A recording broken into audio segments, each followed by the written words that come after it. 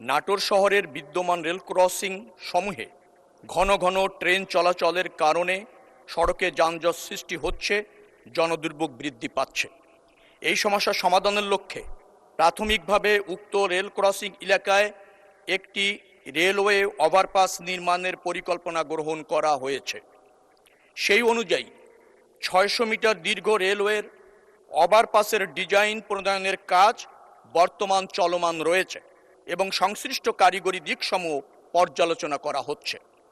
তিনি দ্বিতীয় যে প্রস্তাবনাটি করেছেন সেটি হচ্ছে এসএন সরকারি কলেজ হতে বেলঘরিয়া বাইপাস পর্যন্ত প্রায় 1.63 কিলোমিটার দৈর্ঘ্য ফ্লাইওভার নির্মাণের প্রস্তাব মাননীয় সংসদ সদস্য ইতিমধ্যে সংসদে উপস্থাপন করেছিলেন এবং সেই প্রস্তাবনার আলোকে বাস্তবায়ন করবার জন্য পুনরায় একটি সমন্বিত ফিজিবিলিটি স্টাডি পরিচালনা করা হবে, যেখানে প্রকল্পের কারিগরি, অর্থনৈতিক, পরিবেশগত এবং সামাজিক দিকসমূহ বিশদভাবে যাচাই বাছাই করা হবে।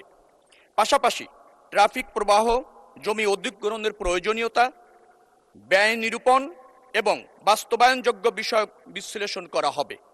সমীক্ষা প্রতিবেদন প্রাপ্তির পর প্রাপ্ত সুপারিশের ভিত্তিতে প্রকল্পটি গ্রহণযোগ্য হলে প্রয়োজনীয় প্রশাসনিক এবং আর্থিক অনুমোদন গ্রহণ ক্রমে বাস্তবায়নের পরবর্তী কার্যক্রম গ্রহণ করা হবে। অর্থাৎ মাননীয় সংসদ সদস্য যে দুটি প্রস্তাবনা করেছেন তার একটি ইতিমধ্যে গ্রহণ করা হয়েছে, বাকিটি গ্রহণ করবার জন্য ফিজিবিলিটি স্টাডি সহ যেগুলো আমি উল্লেখ করেছি তা দ্রুততম সময়ের মধ্যে করে আমরা এই প্রকল্পটি গ্রহণ করবার জন্য চেষ্টা করব ইনশাআল্লাহ। ধন্যবাদ মাননীয় স্পিকার।